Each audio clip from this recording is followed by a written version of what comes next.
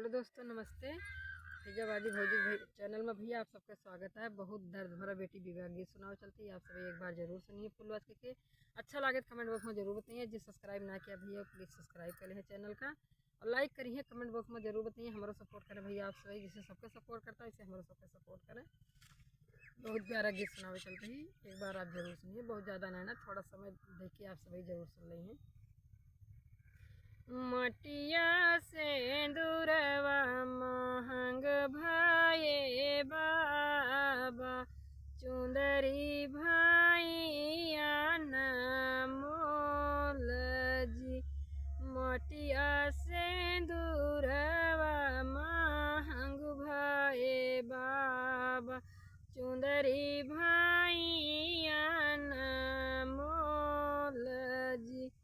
यही रे चुंदरिया के कारण बाबा, छोड़बई देशवा तो हार जी।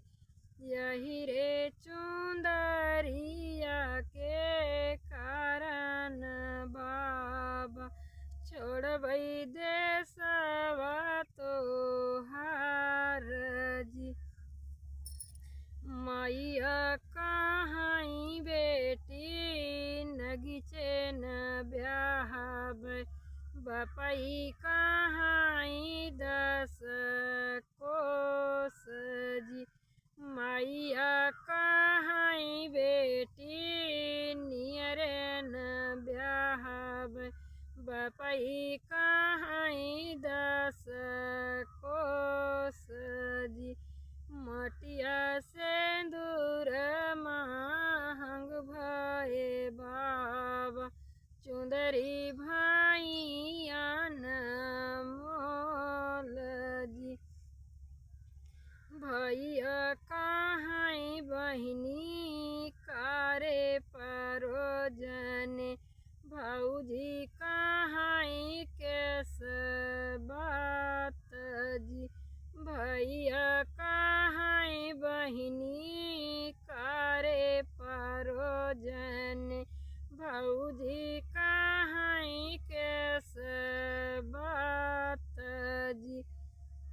मटिया सेंदूर महंग भाए बाबा, चुंदरी भाइया न मोल जी। मैया कहाँ बेटी जल्दी लयाऊब, बपई कहाँ 10 मास जी। मैया कहाँ बेटी जल्दी लयाऊब, बपई कहाँ 10 मास जी। भैया कहाँ बहिनी कारे परोजन, भौजी कहाँ केस बात जी। भैया कहाँ बहिनी कारे परोजन, भौजी कहाँ केस बात जी। मटिया सेंदूर महंग भाए बाबा, चुंदरी भाइया न मोल जी। मटिया सेंदूर महंग भाए बाबा, चुंदरी भाइया न मोल जी। हमारा विवाह गीत कैसे लगा आप लोग कमेंट में जरूर बताइएगा।